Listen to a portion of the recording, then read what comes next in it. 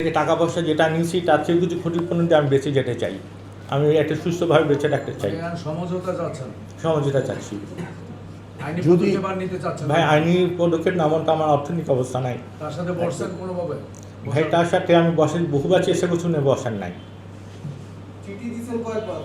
আমি 187 বার চিঠি দিয়েছি। বসতে চাচ্ছে না। আমাকে শেষবার ওনাকে 2017 সালে আমি চিঠি দিই।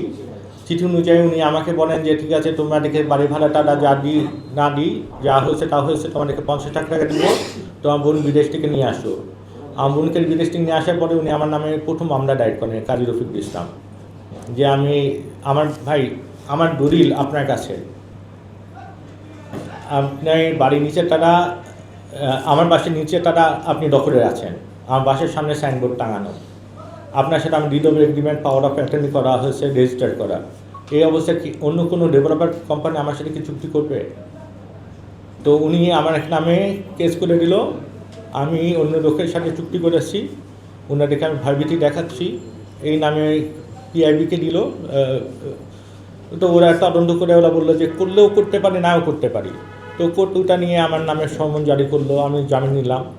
তো ইন্টারেস্টিং হচ্ছে 2025 সনে এসে ওরা একই কথা বললো যে এবার আমি নাকি আরেকজনের সাথে চুক্তি করতে চাই। এটা হাইকোর্টে ওরা সময় দিয়ে ওরা বিশেষ ট্রাইব্যুনালে নিয়ে আসলো কেসটা, মানে একই ইনজেকশন জারি করলো। ওই ইনজেকশনের এগেনস্টে হাইকোর্টে আমাদের একটা স্টে অর্ডার আছে।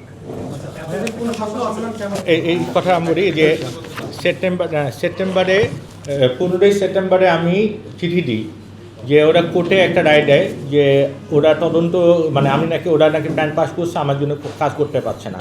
এই তদন্ত করার জন্য আমি রাজুকে কাছে চিঠি দিই 15ই সেপ্টেম্বর। রাজুকে আমাকে চিঠি দেয় 30শে সেপ্টেম্বর। 30শে সেপ্টেম্বরে জানি যে ওরা কোনো প্ল্যান পাসের জন্য কোনো আবেদন করে নাই। তখন রাজুকে থেকে আরও জানতে পারি যে আমার জায়গাটা আমার বাবার নামেই আছে, নাম জারিটা হয়েছে আমাদের নামে, খাজনা খারিজ হয়নি। যতদিন খাজনা খারিজ না হবে ততদিন পাওয়ার অ্যাসেম্বলেজ হবে না, কোনো প্ল্যান পাসে কোনো অনুবন্ধন হবে না।